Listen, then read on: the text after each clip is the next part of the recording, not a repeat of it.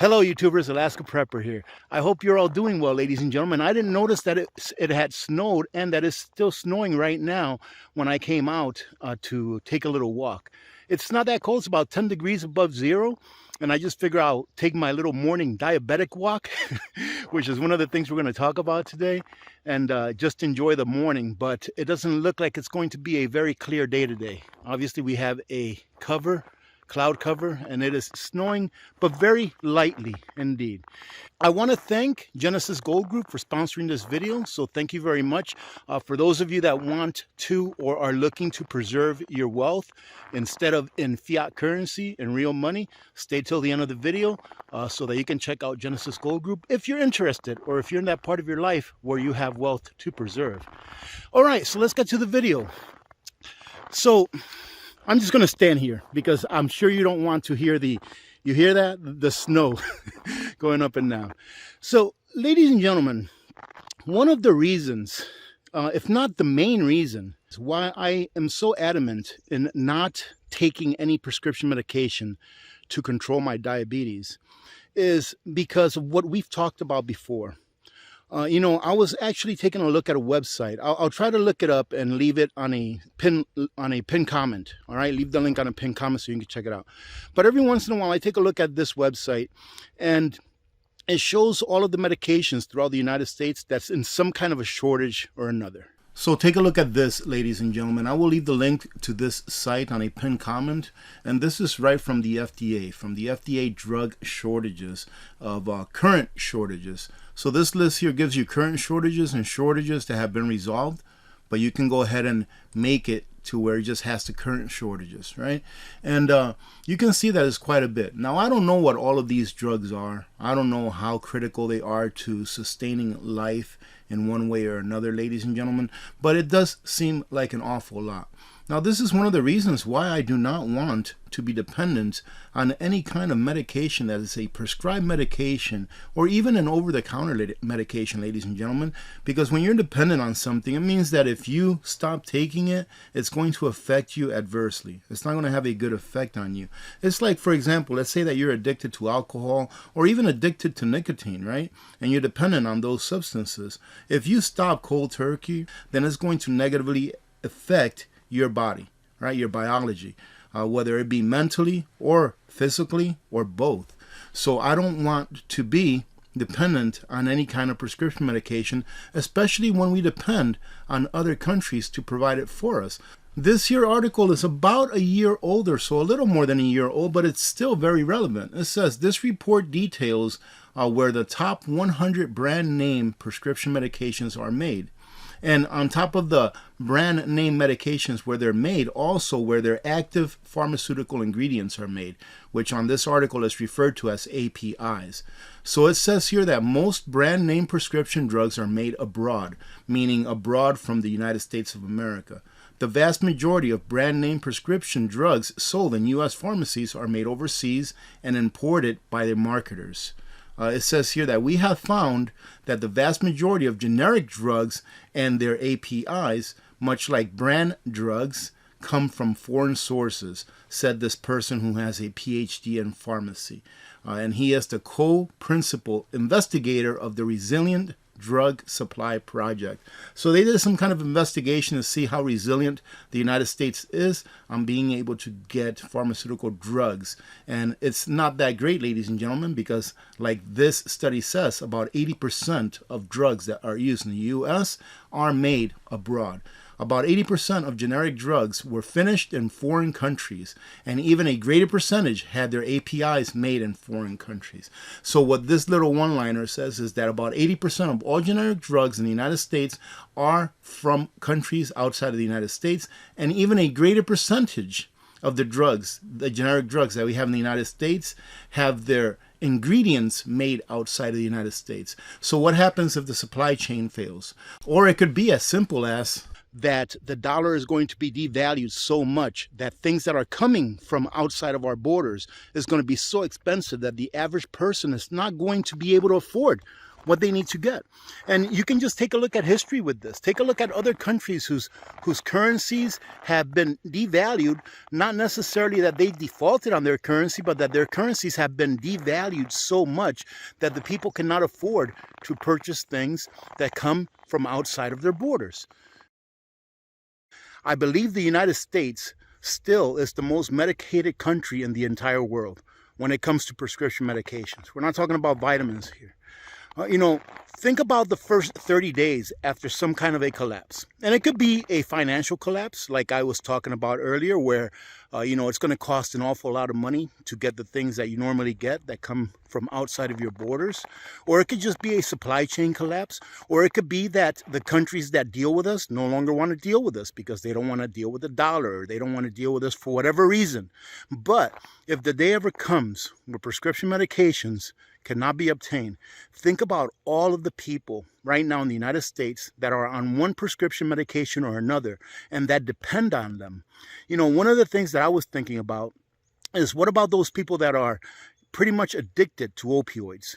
People that are on pain medication. Let's say that they have back problems. Let's say that they had an accident through no fault of their own. And what does the system do? What does the medical system do? They prescribe you pain medication, right? And a lot of people get addicted to that pain medication. Where are those people going to get that pain medication? And what will they be willing to do depending on how addicted they are to that pain medication? Let's see people with diabetes that need insulin. Now, ladies and gentlemen, if you take a look at the numbers from the CDC, it says 37 million people have diabetes, and about 8.5 million of that 37 million that have diabetes don't know that they have it, according to their numbers. Now, total U.S. citizens with pre-diabetes, 96 million. And 24 million adults 65 or older have pre-diabetes. And those people usually don't even know that they have pre-diabetes. So what's going to happen when we get cut off from importing insulin for those people that actually need it, or any kind of medication that has to do with diabetes for those people that need it, and they can no longer get it anywhere else? It's already started. The United States insulin crisis, and this is not that old. I do believe that this article is from the 1st of March of this year. We're already in a crisis for insulin, ladies and gentlemen, in the United States. But this video here is not just about one drug or one illness, all right? It's about all of the people out there in the United States that are on a specific medication. Can you actually do something to not have to take it naturally? And can you get away from taking it? And if not, are you making plans on being able to stock up on it for at least a good year's supply? That way you can make sure that you have enough to get by for a year. Gives you time to think. But here this gentleman says that everyone with type 1 diabetes and many people with type 2 diabetes require daily insulin injections to live. And to me, ladies and gentlemen, that is just too much dependence on someone else for you to be able to live. But there is a unique crisis going on in the United States, they say. People with diabetes are getting sick or dying from their inability to access insulin. Others are left making difficult decisions, cutting back on or rationing their insulin and taking extra jobs or crowdfunding or foregoing paying bills in order to afford life-sustaining medication.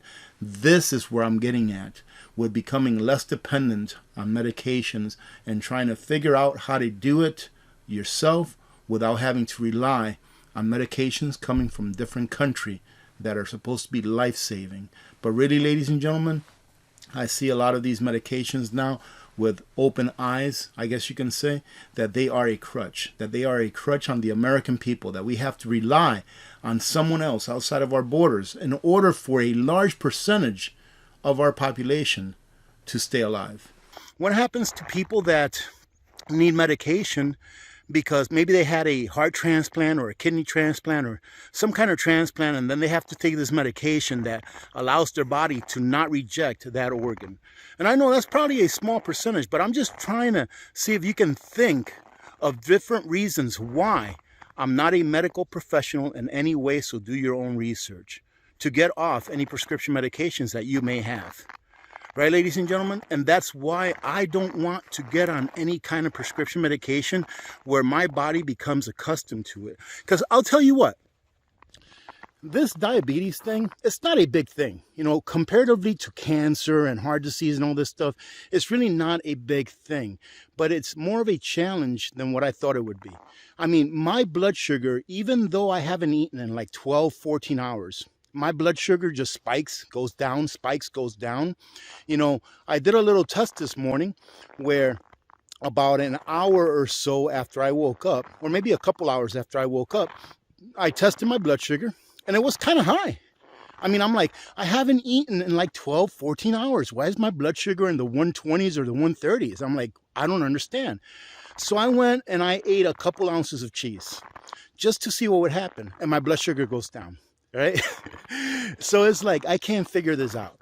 And I know that my doctors are more than likely, when I go to my next checkup, more than likely they're going to say, or he's going to say, hey, we need to go ahead and put you on some medication. And I'm going to continue to say, no, I'm going to do my best and see what happens. Let's say after 6 months to 9 months, see what happens without any medication and me just doing what I'm supposed to do. Ladies and gentlemen, I've received several emails in the past asking me what I would do if I had a 401k or an IRA that I wanted to protect against the inflationary forces that we've experienced and are experiencing now. I'm not a financial advisor, but the folks at Genesis Gold Group specialize in helping those who want to diversify their excess wealth by converting their fiat currency retirement plans into a plan that is backed by real money.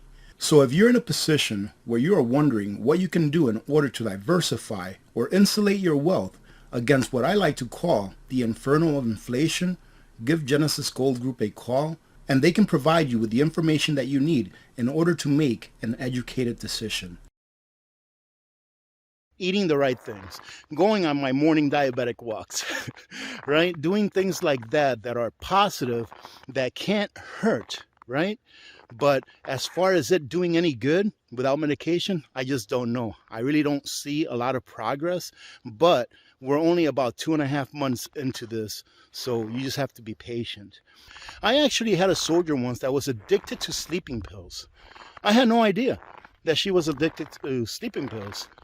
Because, you know, in the Army, just like in any workplace, you can know that your soldier is on medication, but not what type or for what, because of HIPAA.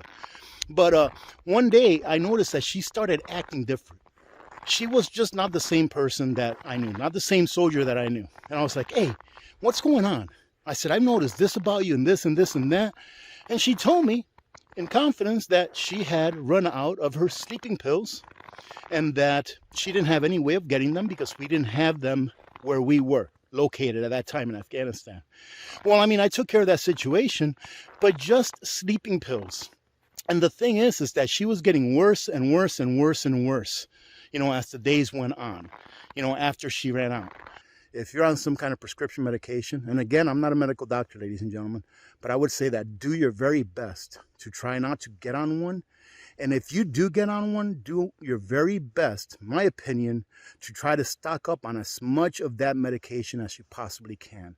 Let's say, for example, that I give in and I tell my doctors, listen, I've been doing everything that I can possibly do to positively affect my diabetes. And it's already been a year and it's just not working. Nothing is working. I guess I do need to, you know, get on some kind of medication.